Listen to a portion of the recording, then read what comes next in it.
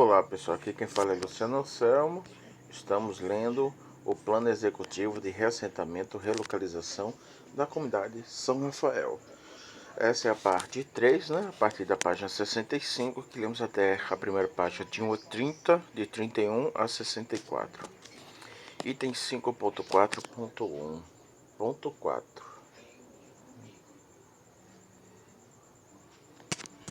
Reposição de outros usos, que é a partir de algumas indenizações, tá, gente?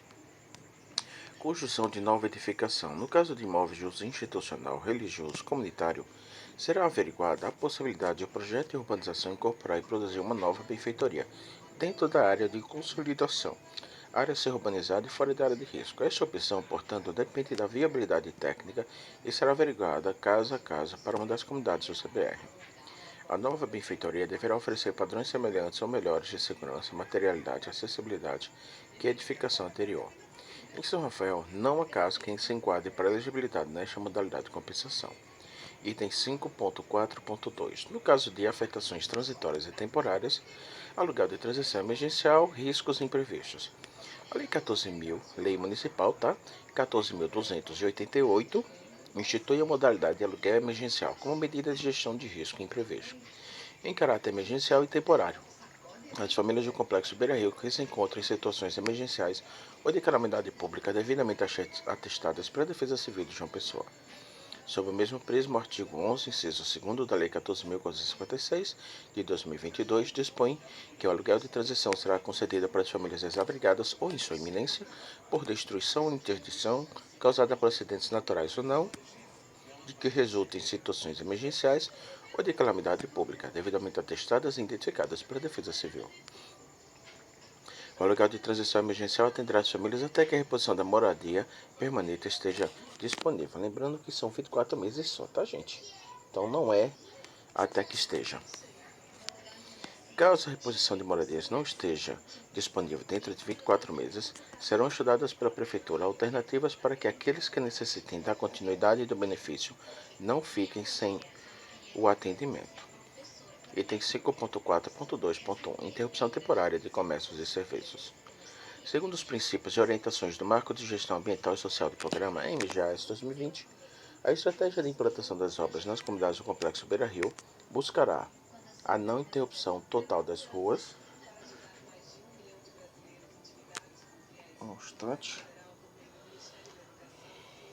o acesso nas áreas de urbanização, fora de remoção que possam inviabilizar o funcionamento de atividades econômicas, ainda que de forma temporária. Eventualmente, o fornecimento de serviços de comunicação, energia e abastecimento também podem interferir no funcionamento dos negócios. Interrupções com curto espaço e tempo, ou seja, aqueles menores de 6 horas, não devem causar um impacto significativo nas economias locais. Os casos passíveis de afetação são previstos no plano que possam necessitar de medidas compensatórias, serão remetidos para análise pela UEP. Item 5.4.3. No caso de afetações parciais. Figura 55. Síntese de soluções para as afetações parciais. Solução 1. Indenização por reposição de benfeitorias parcial. Proprietário morador, proprietário não morador. Solução 2. Recomposição de pequenas benfeitorias. Proprietário morador, proprietário não morador. Item 5.4.3.1. Recomposição de pequenas benfeitorias. Caso ocorram afetações parciais em pequenas benfeitorias integrantes do imóvel principal na área de consolidação, área que receberá a urbanização, como por exemplo em muros, cercas, pequenos telhados,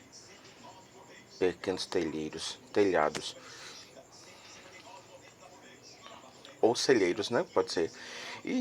Sendo possível, a sua recomposição, esta será realizada pela empresa de obras com acompanhamento da equipe social. Item 5.4.3.2. Indenização por afetações parciais nas benfeitorias. Caso não seja possível a recomposição da benfeitoria, os responsáveis pelo bem afetado receberão justa compensação em dinheiro. No caso de muros e cercamentos, sempre se buscará o refazimento pela equipe de obras. No caso da impossibilidade de reconstrução de telheiros, galinheiros e outros tipos de pequenas construções, a compensação em dinheiro considerará os materiais construtivos, o uso e outros parâmetros que poderão ser definidos pelos especialistas, esses responsáveis pela avaliação. Para este cálculo, se tomará como referência parâmetros estabelecidos pela metodologia a ser adotada pela Prefeitura na elaboração dos laudos de avaliação, conforme já mencionado. Item 5.4.4 Medidas de apoio. As medidas de apoio e suporte serão disponíveis a todas as pessoas afetadas, independentemente de sua condição de posse ou propriedade, uso, grau ou tipo de afetação, conforme descrito nos itens a seguir. Item 5.4.4.1 Apoio logístico com a mudança. Será de responsabilidade da equipe social do programa disponibilizar todo o apoio logístico para a mudança das pessoas e atividades afetadas, contando com o apoio da UEP, consórcio de obras e demais secretarias envolvidas nos arranjos de implementação do reassentamento. O consórcio será responsável por fazer parte. O consórcio será responsável por fazer a gestão da agenda de mudanças, articulando entre moradores e fornecedores de transporte os melhores dias e horários. Item 5.4.4.2 Ações de suporte ao desenvolvimento econômico. Todas as pessoas afetadas e que desenvolvam atividades econômicas nos imóveis afetados receberão suporte técnico social para a reinstalação de suas atividades. Além dessas pessoas, trabalhadores formais ou informais atuantes nesses empreendimentos também estão elegíveis a receberem apoio para o restabelecimento e qualificação de seus meios de subsistência, assim como demais moradores afetados que têm interesse. Para os responsáveis pelas atividades econômicas deslocadas, as ações de suporte incluem o acompanhamento da relocalização com observâncias sobre a evolução da recomposição da atividade econômica e oferta de capacitação profissional. Item 5.4.4.3 Trabalho social em apoio ao reassentamento. Todas as famílias e pessoas afetadas receberão ações de suporte técnico social em todas as etapas do reassentamento. Aquelas que não apresentarem fatores de vulnerabilidade ainda assim serão acompanhadas para que se garanta que o reassentamento não provocará a deteriorização de suas condições de vida e moradia. Já aquelas que apresentarem fatores de vulnerabilidade receberão suporte conforme atividades descritas adiante.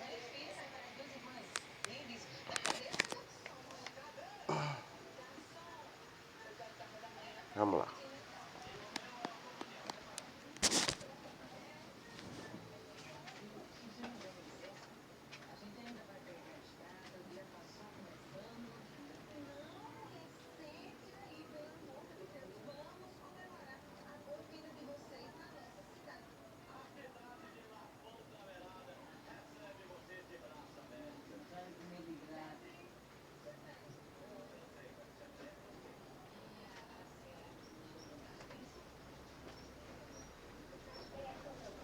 Vamos continuar.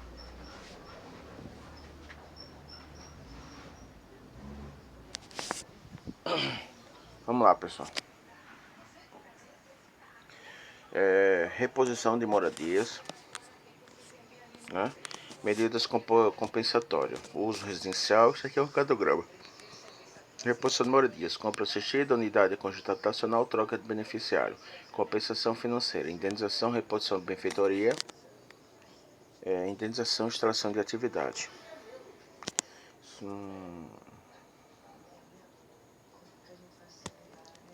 Como assim, reposição de moradia só tem essas três?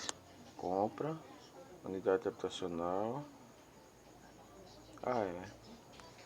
Que outro seria reassentamento rotativo. Solução comercial em habitacional, cômodo adicional, espaço compartilhado, solução móvel, construção de nova benfeitoria, aluguel transição emergencial, indenização por interrupção, recomposição de benfeitorias, indenização por afetações, apoio logístico, ações de suporte ao desenvolvimento, ITS em apoio, trabalho social em apoio ao reassentamento.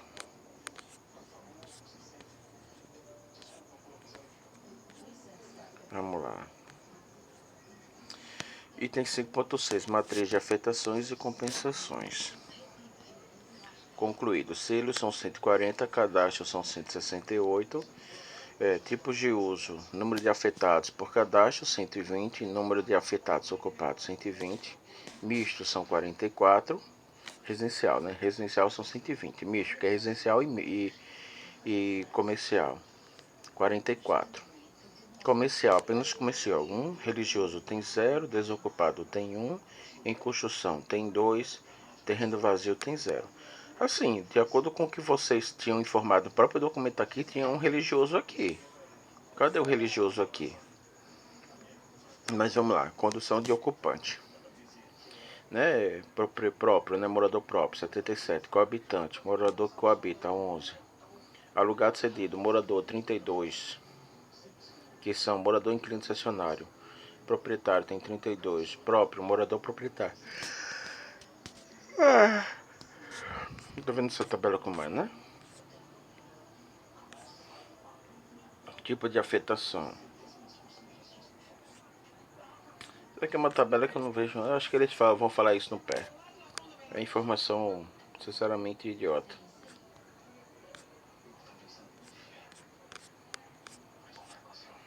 Vamos lá.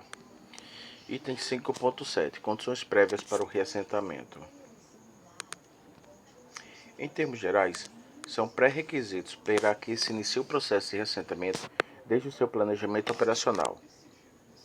O sequenciamento dos setores de remoção esteja definido, plano de ataque de obra, e as soluções de reassentamento e medidas compensatórias sejam estruturadas, legal, administrativamente e tecnicamente, e prontas para serem disponibilizadas aos afetados. No tocante às famílias de São Rafael, elas deverão ter passado por todo o processo de preparação, com acompanhamento da equipe social e que estejam aptos a apresentar as seguintes condições prévias. Considere-se aqui a condição do responsável. 1. Ter sido identificado a partir do cadastro como morador em domicílio selado pela equipe social do programa. 2. Ter a consulta CAD-MUT aprovada negativa para recebimento de outro benefício habitacional prévio. 3. Ter recebido o certificado de cadastramento. 4. Ter aceitado formalmente a proposta de negociação, tendo sido registrada em documento oficial a escolha da modalidade de compensação e o reconhecimento dos acordos como os compromissos de ambas as partes. Ambas as partes é a prefeitura e o morador. 5. Ter assinado o termo de adesão ao programa e a modalidade de compensação escolhida. Certo? Cobrem-se certificado de cadastramento e o termo de adesão. 6. Conter apresentado toda a documentação necessária para a modalidade escolhida. 7. Para os casos de famílias a serem atendidas para os casos de famílias a serem atendidas pela compra assistida, ter obtido a aprovação do consórcio sobre as condições de habitabilidade e cumprimento dos critérios de elegibilidade sobre imóvel de interesse, ter obtido a aprovação da Defesa Civil a partir de vistoria com ateste da segurança e rigidez do imóvel, ter laudo de avaliação emitido pelo perito avaliador da equipe social do programa, terem todos os documentos necessários, incluindo aprovados no dossiê da compra assistida, ter o contrato de compra e venda ou outra modalidade de transferência de direitos reais com a transferência da titularidade devidamente finalizada, o pagamento ao vendedor ter sido realizado pela Prefeitura, ter recebido as chaves do novo imóvel. 8. Para os casos de famílias a serem atendidas em unidades habitacionais construídas pelo programa, ter participado das atividades de preparação e mudança e a vida condominal a participação mínima de 50%. Ter um endereço de destino planejado junto com a comunidade. Ter assinado o contrato junto à Procuradoria-Geral do município. Ter recebido as chaves. 9.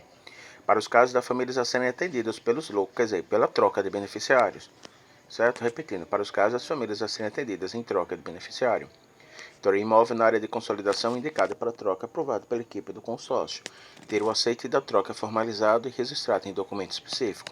A família que irá receber a solução de reassentamento deverá disponibilizar o domicílio nas condições aprovadas na vistoria prévia para a família da área de remoção, apenas quando a solução de reassentamento estiver disponível para mudança e as duas mudanças deverão ocorrer idealmente no mesmo dia, acompanhadas pela equipe social. 10. Para os casos de indenização financeira independente do tipo, ter o laudo de avaliação aprovado, aceitada a proposta de indenização e recebido o valor ofertado. 11. Para os casos das famílias atendidas para aluguel de transição emergencial, ter o laudo de interdição e relatório de vistoria técnica da Defesa Civil emitido, definido o local da nova moradia e informado previamente o endereço que deverá constar no termo de adesão, assinado o termo de missão na posse e demolição. É o termo de missão de posse e demolição, tá? É o termo de missão de posse e demolição. Não é o termo de missão na posse, não. Parecer social favorável ao recebimento do benefício recebido. Dossiê aprovado pela UEP para inclusão no benefício e realizado a mudança com apoio e supervisão da equipe social. As famílias e os proprietários que apresentaram pendências de qualquer ordem que impeçam o cumprimento das condições prévias para o reassentamento deverão ter sua situação analisada individualmente pela equipe social, de modo a receberem apoio e orientação para cumprirem os requisitos necessários. 6. Fases procedimentos operacionais. Os procedimentos operacionais para a implantação do processo de reassentamento e relocalização foram estabelecidos considerando as boas práticas validadas para esse tipo de intervenção, as orientações da OP 610 do BID, assim como a experiência dos atores, instituições envolvidas e as especificidades das comunidades de São Rafael. Desde o Plano Diretor de Reassentamento e Relocalização 2017, o processo foi organizado em 3 fases que se referem às macroações que farão necessárias para a execução do reassentamento. Fase preparatória, compreendendo o conjunto de ações institucionais e técnico-sociais que irão garantir a substituição de unidades residenciais e não residenciais de risco a serem reassentadas por necessidade de obra de infraestrutura por moradias dignas, seguindo-se os princípios e objetivos deste PER. Fase de mudança. Compreende a mudança física dos beneficiários que residem em áreas de risco para a solução habitacional, sendo esta provisória, referente ao aluguel de transição emergencial, apenas para os casos de afetações emergenciais decorrentes de risco ou desastre antes do processo de reassentamento ser efetivamente iniciado, ou permanente, com a mudança da família para nova unidade habitacional de acordo com a modalidade de reassentamento escolhida e designada. Fase pós-mudança. Corresponde às ações que precisam ser desenvolvidas após transferência para as novas moradias e reinstalação de atividades econômicas desenvolvidas em imóveis específicos. Figura 56, fase das macroações necessárias para o reassentamento. Fase preparatória. Criação das leis e regulamentos para o programa. Legislação, implantação, instalação e operação do elo. Atualização cadastral, elaboração de estudos e projetos, formalização de adesão, negociação, trâmites para transferência de titularidade e pagamento. Fases de mudança, agendamento de mudanças, inventário dos bens, acompanhamento da mudança, demolição. Fases de pós-mudança, promoção de encontros integrais, elaboração de documentação condominal, oficinas de capacitação, pesquisa de avaliação. Sensibilização, controle de ocupação. O detalhamento das fases e procedimentos operacionais estão no anexo 17.8, página 64. 7. Item ponto 7. Mecanismo de controle de não reocupação das áreas liberadas. Estabelecer mecanismos de controle para não reocupação das áreas liberadas pelo reassentamento se configura como um grande desafio, vista a incessante busca da população em situação de vulnerabilidade habitacional por espaços que possam ser utilizados como área construtiva. No que se refere às ações de relocalização das famílias no CBR, incluindo aquelas da comunidade de São Rafael, a maior parte dos imóveis indicados ao reassentamento estão localizados em áreas de risco. Esta situação demanda o estabelecimento de estratégias e propostas para o controle da não reocupação e futura utilização dos espaços liberados antes, durante e após a intervenção. É fundamental destacar que, fundamentalmente, eita pleonasmo danado, subir subindo, descer descendo, é fundamental destacar que a intervenção física se destina exatamente à correção de risco, aproveitando as áreas liberadas para a criação de espaços públicos de qualidade para a comunidade. As estratégias de controle pré-obras iniciaram em setembro de 2021 com a selagem dos imóveis das comunidades do CBR. Esta estratégia foi o primeiro instrumento que viabilizou o registro quantitativo das edificações existentes para a delimitação da poligonal de intervenção e posterior atualização cadastral das famílias ao serem reassentadas, identificando todos os imóveis, casas, locais e atividades comerciais, produtivas, instituições religiosas, terrenos vazios, infraestruturas e equipamentos públicos comunitários. Dentro da poligonal de intervenção até a data de captura das imagens, áreas realizadas pelo Consórcio de Infraestrutura em agosto de 2021, esse mapeamento georreferenciado e atualizado fixou o número exato de imóveis de todo o complexo Beira-Rio. Será um instrumento para futuras averiguações na poligonal de intervenção das 8 comunidades. A data do congelamento para fins de elegibilidade em São Rafael é 13 de 3 de 2022, exceto para os casos de inclusão do cenário de risco, finalizado em dezembro de 2022. Outra ação de controle pré-obras foi a instalação das placas informativas sobre o congelamento. Foi realizada em abril de 2022.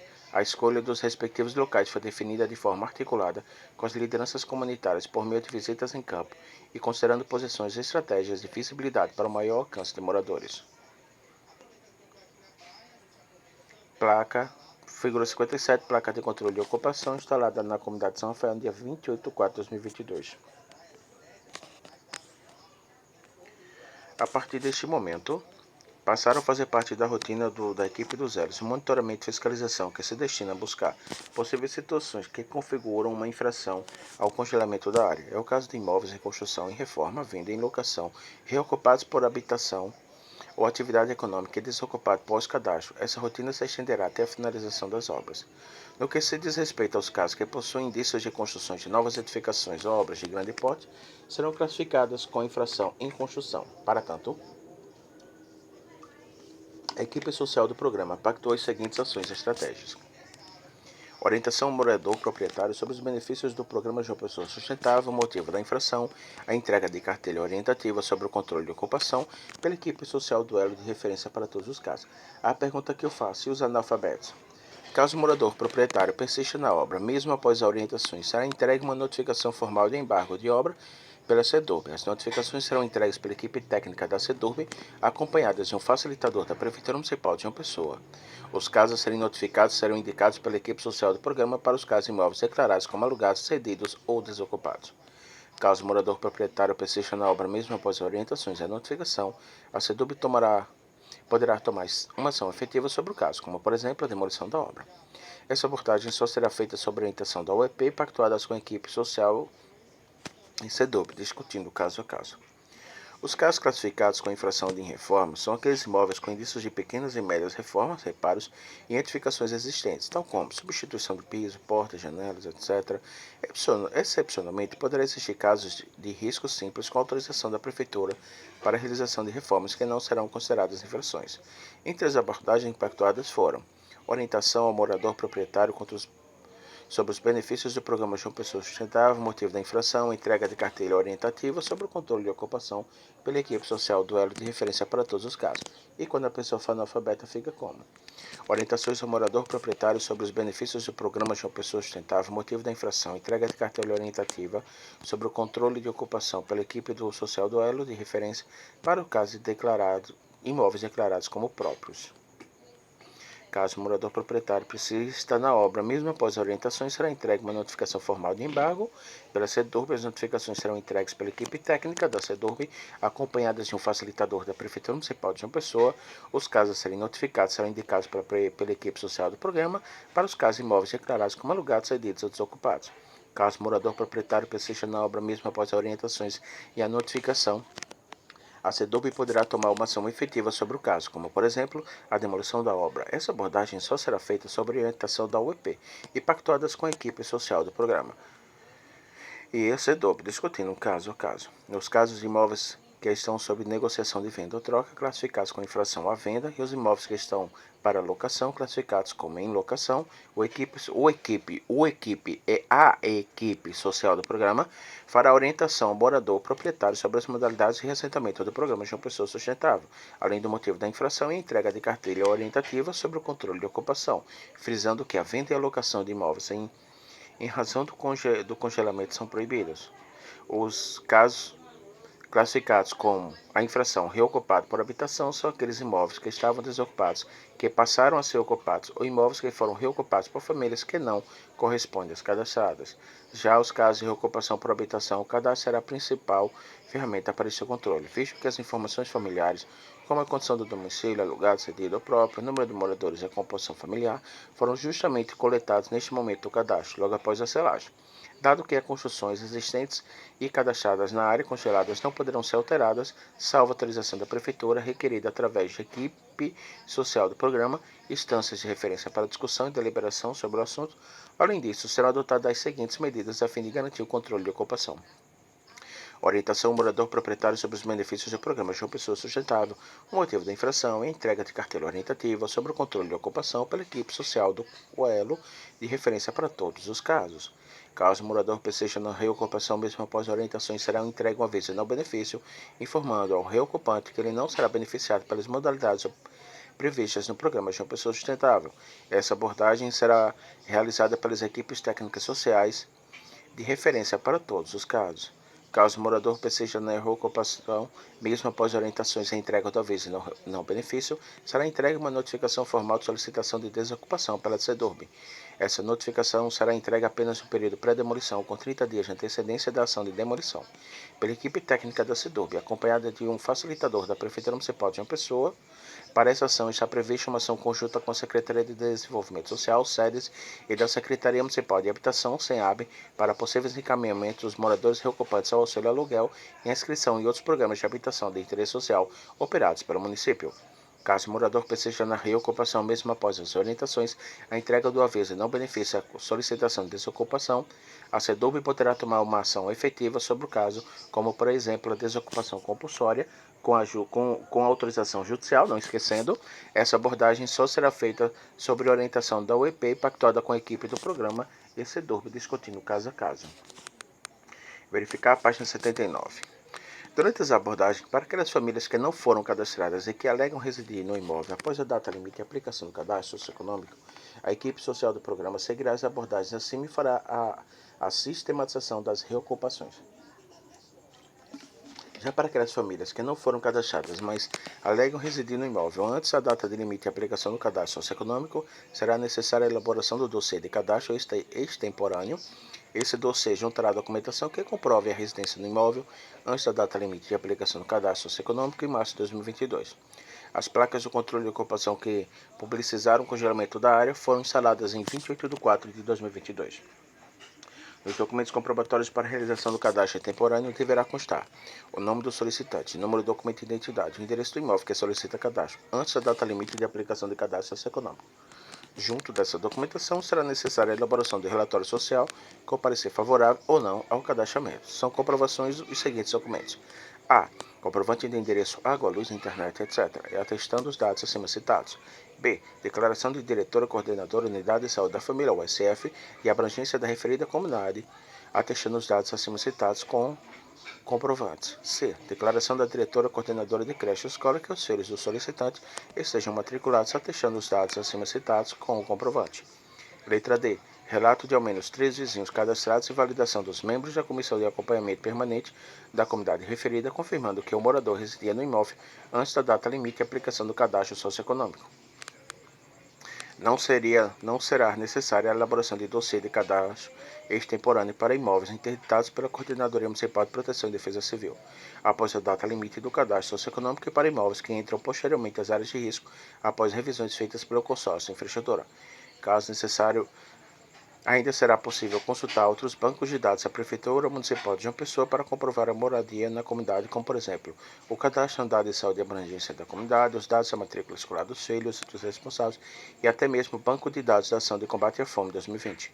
Em casos de maiores tensionamentos, como expulsão de inquilinos por parte de proprietários, documentos como comprovantes de pagamento de aluguel, contrato de locação e até mesmo comprovantes de endereço poderão ser considerados como forma de comprovante de residência e garantir futuramente os direitos referentes ao programa.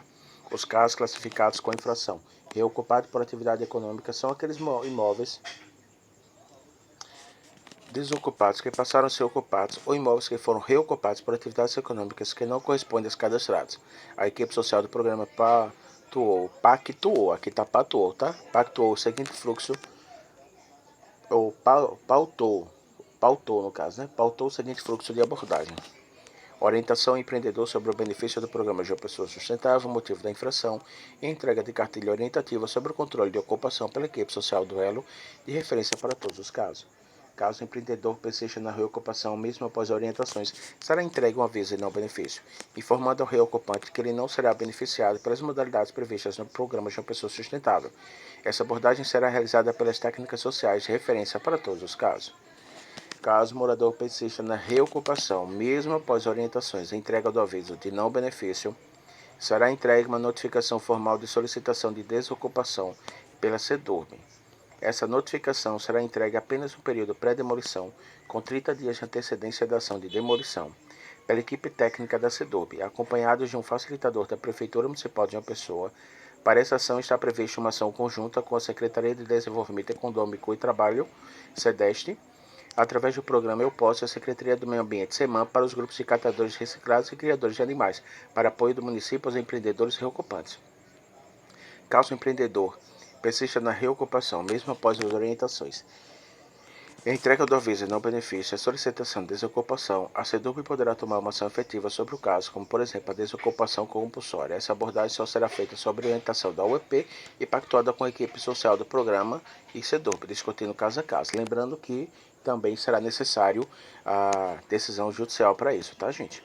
Ainda nos casos de desocupação pós-cadastro, classificados como desocupada pós-cadastro, que são aquelas famílias ou atividades econômicas que desocuparam os imóveis após o cadastro socioeconômico e que não residem mais nos respectivos locais. Nesses casos, será elaborado o dossiê de desocupação pós-cadastro com justificativa e comprovações do motivo das desocupações para sistematização e encaminhamento dos casos ao EP.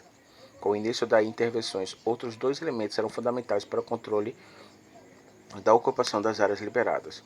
O Comitê de Relocalização das Famílias, que terá o papel de apoiar, por meio da participação comunitária, o processo de saída da família e acompanhamento das demolições dos imóveis. A UEP, através de um grupo de trabalho intersecretarial que atuará junto às equipes dos elos na agilização das demolições próxima à data de mudança das famílias, organizadas por grupos e etapas. No controle de ocupação também ocorrem situações que não configuram uma infração, mas que estão sendo monitoradas pela equipe social do programa. São os casos dos imóveis desocupados, com obra parada, em ruínas, demolidos pela prefeitura, terrenos vazios, e dos casos em que não foi possível acessar para a realização do controle os inacessíveis.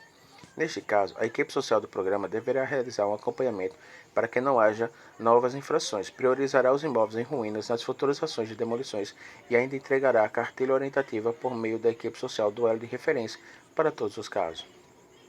Mesmo após a conclusão, serão importantes os trabalhos de monitoramento e fiscalização que já são realizados pela Defesa Civil. A UEP, junto a esse órgão, poderá promover as ações específicas de orientação e ampliação do monitoramento, como, por exemplo, a partir da formação de monitores locais voluntários que possam atuar em conjunto com a Defesa Civil em situações de emergência.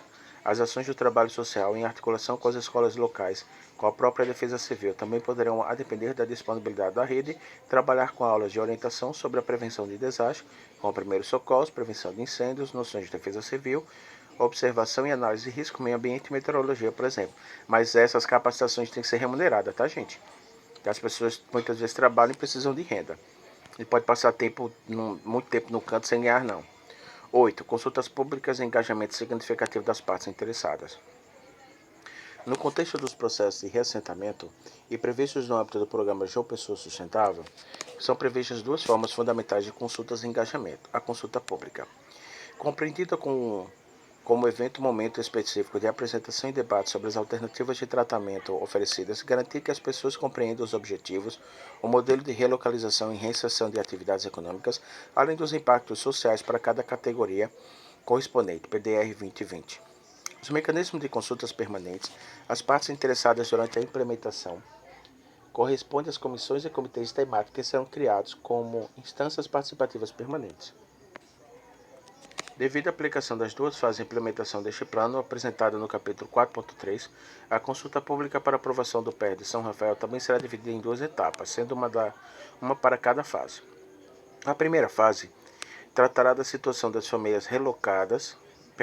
A primeira fase da primeira consulta tratará da situação das famílias localizadas na poligonal de risco, com incidente para os estudos do programa João Pessoa Sustentável, estudo da Defesa Civil Municipal, área da fase 1. Realizada a consulta pública, o PER aprovado na consulta, será iniciado o processo de adesão dessas famílias às modalidades oferecidas pelo programa. Após a definição do Ministério Público e publicação do TAC, uma segunda consulta será realizada para atender as famílias residentes e áreas de implementação da fase 2.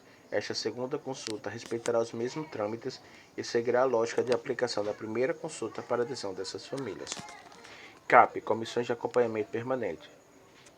Formada por grupos representativos das 8 comunidades que envolvem o CBR afetados pelo projeto, tem atribuições para abordar as preocupações levantadas pelas partes interessadas e para influenciar as decisões e implementações do projeto. Em São Rafael, a eleição ocorreu dia 24 e 26 de junho de 2023, com a eleição de 12 representantes. 4 na categoria dos comerciantes, 3 na categoria de mulheres, 3 na categoria de projetos sociais, 1 na categoria especial e 1 na categoria outros.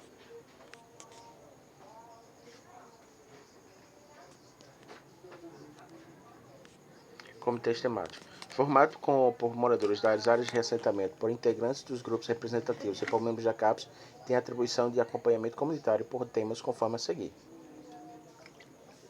A. Comitê de Acompanhamento de Obras, CAL. Contribui com o acompanhamento das obras, da urbanização e da construção dos conjuntos habitacionais, dos benefícios e impactos associados à adoção de medidas mitigadoras e desenvolvimento de ações sociais e ambientais previstas. B. Comitê de Relocalização das Famílias contribui com o acompanhamento das modalidades de reassentamento involuntário, com todas as alternativas de compensação, os critérios de elegibilidade, as principais características e tipologias dos empreendedores, suas etapas e cronogramas de execução, detalhando os impactos temporários e definitivos que serão causados com as intervenções e os potenciais benefícios que serão gerados com as medidas a serem implementadas. Foram realizadas 15 reuniões, sendo a primeira reunião realizada em junho de 2022 e suspensa após a manifestação de agosto de 2022, sendo retomada com reuniões em setembro de 2022 e acontecendo até o presente momento. C. Comitê de Acompanhamento de Oportunidade de Trabalho e Renda. Contribui com o acompanhamento das medidas compensatórias e ações, considerando a realidade de 4 subgrupos: criadores de animais, trabalhadores com materiais reciclados, comerciantes e acompanhamento das oportunidades de trabalho e renda, iniciada em janeiro de 2022. Foram realizadas 24 reuniões até o momento, sendo 7 com subgrupos de comerciantes, 5 com subgrupos de criadores de animais, 8 com subgrupos de catadores e 4 com mais de um subgrupo. Figuras 60 e 61. Foto das reuniões do Comitê de Acompanhamento da Oportunidade de Trabalho e Renda. D. Comitê de Grupos Vulneráveis, Mulheres, LGBT, QIA+, mais PCD. Contribui com a elaboração e acompanhamento das ações com a questão de gênero, acessibilidade, diversidade.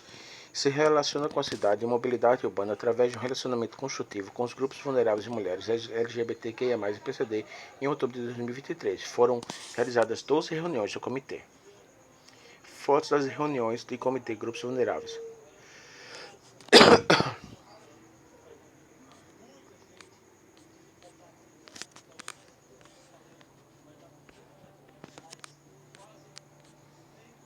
Nove. Sistema de gestão de atendimentos, reclamações e queixas e solução de conflitos. O sistema de atendimento, reclamações e queixas versa sobre a sistematização, metodologia operacional para cumprimento das diretrizes das políticas operacionais de salvaguarda social e ambiental do BID. É uma exigência do banco que em toda operação sejam implementados mecanismos eficientes de queixa para recepção e resolução de qualquer preocupações e reclamações das partes interessadas que possam surgir em qualquer momento da operação. O SQR para as questões de reassentamento da comunidade do CBR está estruturado em 3 níveis: canais institucionais, a partir da apropriação e integração dos canais já existentes no âmbito da Prefeitura Municipal e do próprio BID; canais de relacionamento direto com as famílias e comunidades afetadas, forma de atendimento em loco; instâncias de mediação e solução de conflitos como instâncias finais de gestão de queixas, visando a solução de conflitos e minimização de judicialização de processo. Item 9.1. Canais institucionais. Canais locais, Prefeitura Municipal de João Pessoa e UEP. A Prefeitura de João Pessoa conta com uma página eletrônica que acolhe dúvidas, sugestões, reclamações, elogios, solicitações e sugestões através do endereço https://transparencia.joaopessoa.pb.gov.br/jogo da velha fala br, e que funciona nos modos do Sistema Eletrônico de Serviço de Informações ao Cidadão, o SIC, do Governo Federal, permitindo que qualquer pessoa física ou jurídica encaminhe pedidos de acesso à informação, acompanhe o prazo e receba a resposta da solicitação realizada para órgãos e entidades do município. Além disso, a Prefeitura conta com o canal de transparência pública, ouvidoria. As queixas recebidas através desse canal devem ser encaminhadas para a UEP, que tem um prazo de 15 dias para o retorno do reclamante. No âmbito da UEP, a Unidade Executora do Programa UEP recebe sugestões, queixas e reclamações por meio das ações do Elo, do Portal da Transparência, de demandas encaminhadas pelo Ministério Público Estadual e Federal, e além desses mecanismos, tem canais abertos com a sociedade por meio de endereço eletrônico: coordenação geral uep@gmail.com. Que quando eu mandei um e-mail disse que não responderia, que eu tinha que abrir um ITOC. Canais BID também fazem parte do SQR os canais do próprio banco, que são: comunicação direta com a representação do BID no Brasil, setor de Embaixada Norte, quadra 802, quadra F, lote 39, Asa Norte, Brasília. Telefone 55, o país, 61 DDD 33 17 4200. 55 Brasil 61 DDD 33 21 31 12. E-mail QUEJS@iadb.org. Página eletrônica https://www.iadb.org. Perdão, repetindo, https://www.iadb.org/pt. Mecanismo Independente de Consulta e Investigação, MICE. O Mecanismo Independente de Consulta e Investigação, MICE, é uma estrutura do Grupo BID, independente da gerência do banco e das equipes e os projetos, que atende às reclamações ambientais e sociais das comunidades potencialmente afetadas pelas operações do grupo. Essa independência permite uma atuação imparcial e objetiva, buscar soluções com todas as partes envolvidas. As comunidades que alegam afetações, o Grupo BID como financiador das operações e o mutuário, empresa ou governo, encarregado das execuções do projeto. Todas as reclamações são gerenciadas por um processo regido pelas políticas do MIS todas as reclamações são gerenciadas mediante um processo regido pelas políticas do MIS. Em um processo é composto de 4 etapas. 1. Registro. Após a recepção da reclamação, o MIS gera um aviso de recepção e em até 2 dias entra em contato com o reclamante. Em até 5 dias, a reclamação é revisada e verificado o cumprimento de requisitos. Se faltarem informações, o reclamante tem até 10 dias para complementar, incluindo todas as informações, e verificada que a reclamação se enquadra no âmbito da atuação do MIS, ela é registrada, se não for concluída. Disponível em IDBS Docs, o site do BID. O BID, o que é MIS, disponível em acesso. 2. Admissibilidade. É quase muito parecido com o Ministério Público. Nesta fase, o MIS analisa as questões apresentadas na reclamação e solicita a resposta à equipe do projeto e determina a admissibilidade da reclamação. Se a reclamação não for admissível, o processo será encerrado. 3. Fase de consulta. O objetivo desta fase é resolver os problemas apontados pelos reclamantes, mediante um acordo satisfatório entre as partes, os reclamantes, a equipe do projeto e os responsáveis pela sua implementação, a agência executora ou cliente mutuário. Esta fase pode ter duração de até 12 meses para a definição de um acordo e até 5 anos de monitoramento. 4. Fase de verificação de observância. A finalidade desta fase é investigar de forma imparcial e objetiva as alegações de danos e os possíveis descumprimentos das políticas e normas ambientais e sociais do grupo, podendo recomendar medidas para reconduzir o projeto ao cumprimento. Esta fase pode ter duração de até 12 meses de investigação e até 5 anos de acompanhamento. Para maiores detalhes, consultar o site. As solicitações podem ser remetidas ao escritório MIS em Washington, D.C., ou a qualquer escritório de representação do MID, com a menção "Atenção ao escritório MIS", de onde a solicitação será encaminhada ao escritório do MIS. O endereço do MIS é Mecanismo Independente de Consulta e Investigação, Banco Interamericano de Desenvolvimento, 1300 Newark Avenue, NW, Washington.DC, 20577, Estados Unidos. E-mail mecanismo@iadb.org. Telefones 202 623 3952 e o fax 202 312 4057. Canais de item 9.2. Canais de relacionamento direto com as famílias afetadas. A equipe social do programa iniciou em 2021 a implementação do Plano de Monitoramento de Reclamações e Queixas, conhecido como SAQR, Sistema de Atendimento Queixas e Reclamações.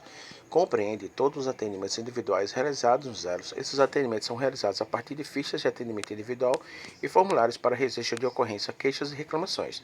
Estes formulários estão sendo utilizados pelas equipes técnicas dos elos e o registro dos atendimentos são encaminhados semanalmente para o EP e via IDOC, monitorados mensalmente por meio de relatórios de indicadores. Buscando o aprimoramento e caracterização das demandas recebidas pelos elos, suas definições norteiam o sistema. São elas: definição dos atendimentos individuais ou domiciliares. Os atendimentos são realizados a partir de uma demanda espontânea ou por meio de visitas domiciliares que buscam obter ou oferecer informações sobre o programa. Ele é caracterizado como atendimento único ou atendimento continuado e tem como porta de entrada o elo. Definição das queixas e reclamações. As reclamações, queixas ou demandas são caracterizadas por solicitações resultado das insatisfações por parte dos moradores ao programa ou aos serviços da Prefeitura nas comunidades do CBR, vinculadas geralmente às políticas públicas. Os registros de ocorrência têm como tempo de resposta 20 dias e são categorizadas a partir de categorias que facilitam o processo de análise e encaminhamento. Atualmente, as categorias abertas são área de afetação, aluguel emergencial, atendimento social, conjunto habitacional, cadastro, informações gerais, medidas compensatórias, regularização fundiária, zeladoria urbana, plano de demolição, risco, processo participativo e projeto de urbanização. O processo de análise e resposta das ocorrências são de responsabilidade da unidade executora do programa e do consórcio contratado pela execução do PDC. Importante ressaltar que os indicadores que geram relatório de monitoramento do sistema vêm passando por ajuste. Quem busca nortear as equipes que atuam no território no aprimoramento das respostas e soluções aos moradores. Abaixo alguns dos indicadores que compõem o relatório mensal. A distinção entre as queixas até então monitoradas do número de moradores reclamantes, quantitativo de reclamantes versus quantitativo de queixas. A distinção entre queixas em aberto e as respostas recebidas para serem atendidas aos moradores, quantitativas de queixas respondidas pelos responsáveis das categorias de sistemas versus quantitativo de devolutivas aos demandantes. A distinção entre queixas fechadas respondidas e a solução do que foi solicitado, quantitativo de devolutivas aos demandantes versus quantitativos de queixas não solucionadas. Como aspectos facilitadores, a ferramenta tecnológica de WhatsApp está sendo utilizada também para estes fins. Escritórios locais de gestão Elos. O escritório local de gestão Elo atende a 8 comunidades do CBR e são espaços de referência do programa das comunidades. Durante os próximos 26 meses, neles a população pode tirar dúvidas, participar de reuniões periódicas com a equipe do programa, com a equipe da unidade executora do programa, o EP, pela Prefeitura Municipal de João Pessoa. Para melhor atender as 8 comunidades do CBR, foram instalados 4 elos. Elo 1, Padre de Bandeira, Brasília de Palha, Cafofo Liberdade. Avenida Expedicionários, número 895, Bairro Expedicionários, o e-mail cbr.pdc.elo1@gmail.com. WhatsApp. O Elo 2, Miramar, Tito Silva, Vila Tambalzinho. Avenida Tito Silva, número 466, bairro Miramar, e-mail cbr.pdc.elo2@gmail. O Elo 3, São Rafael, Rua Paraíba, número 601, Comunidade São Rafael, e-mail cbr.pdc.elo3@gmail.com. WhatsApp. O Elo 4, Santa Clara, Rua São Casemiro, número 125, Comunidade Santa Clara, e-mail cbr.pdc.elo@gmail.com. O Elo funciona de segunda a sexta-feira, entre 8 e 17. Eventualmente, pode abrir no período da noite e nos finais de semana para a realização de atividades complementares. Os atendimentos nos Elos ocorrerão das seguintes formas. Atendimento individual, que acontece a partir das demandas espontâneas da população que procura o Elo. 2. Atendimento coletivo, que acontece por meio de reuniões previamente agendadas com grupos de moradores para tratar de assuntos de interesse coletivo. 3. Abordagem no campo, que acontece a partir da abordagem técnica dos moradores em suas vistorias de campo nas próprias residências, prestando orientação e esclarecimento. 4. Atendimento remoto, realizado a partir de contato telefônico ou pelo canal do WhatsApp. 9.3. Instâncias de mediação e solução de conflitos. Instância extrajudicial, Câmara de Prevenção e Resolução Administrativa de Conflitos. Com o objetivo de minimizar o número de casos a serem judicializados no processo de reassentamento voluntário e assegurar que as famílias afetadas recebam compensação adequada, a Lei nº 14.456 de 2022, em seu artigo 33, autoriza o Executivo Municipal a criar, por decreto, a Câmara de Prevenção e Resolução Administrativa de Conflito, tendo como base os modelos previstos na Lei Federal de Regularização Fundiária nº 13.465 de 2017 e da Lei Federal de Mediação no âmbito da administração, nº 13.140. O Poder Legislativo Municipal deverá publicar um decreto para a criação e regulamentação dessa instância, com a disposição sobre a participação dos representantes dos órgãos públicos e empresas contratadas para a atuação no Programa João Pessoa Sustentável. Da mesma forma, deverá dispor sobre a participação dos representantes comunitários. Até a publicação do referido instrumento legal, esta Câmara deverá funcionar com a seguinte composição. Poxa, engraçado. Até a publicação do referido instrumento legal, esta Câmara deverá... Ainda não aconteceu. 1. Um representante da coordenação social da UEP. 2. Um representante do setor jurídico da UEP. 3. Um representante da PGM. E 4. Um representante comunitário da comunidade em questão, eleito a partir do Comitê de Relocalização da Família. Uma vez que o Comitê de Relocalização das Famílias tenha sido formado, em um de seus primeiros encontros deverá ser eleita a representação comunitária. Idealmente, em articulação com a PGM e outros órgãos jurídicos. A UEP e o consórcio buscarão oferecer um curso rápido de mediação e solução de conflitos aos membros do Comitê de Relocalização das Famílias, sendo critério com composição da CEPRAC a participação neste curso. O procedimento de instalação da Câmara será acionado após esgotadas 3 tentativas de tratativas para dirimir, que é reduzir, amigavelmente conflito. ou diminuir, né? A mesma coisa, por meio de encontros entre as partes litigantes mediados pela equipe do elo, referente a questões relacionadas ao processo de reassentamento. Os técnicos sociais do programa, após avaliar a necessidade de acionar a CEPRAC, solicitarão autorização ao EP, que, caso concorde, providenciará a instalação da CEPRAC com a convocação dos representantes indicados no decreto. A CEPRAC deverá levar em consideração a criticidade da situação e, com diálogo claro, dirimir dúvidas e apresentar soluções para o conflito, buscando evitar a judicialização do mesmo durante o processo de reassentamento. Solucionado o conflito, será elaborado o respectivo termo de ajustamento e conduta entre as partes envolvidas, documento que resistirá em forma de contrato e acordo celebrado e a respectiva ata. Item 9.4. Instâncias judiciais. Instâncias judiciais poderão ser acionadas no caso em que o morador proprietário possuidor não aceitar as propostas de compensação. Se isso ocorrer após 3 rodadas de negociação, a UEP, através de assessoria jurídica, encaminhará o processo à Justiça Comum para que seja julgada e determinada a juiz a solução pelo juiz competente. Da mesma forma, os moradores proprietários ou possuidores poderão acionar a Justiça, conforme compreenderem como necessário.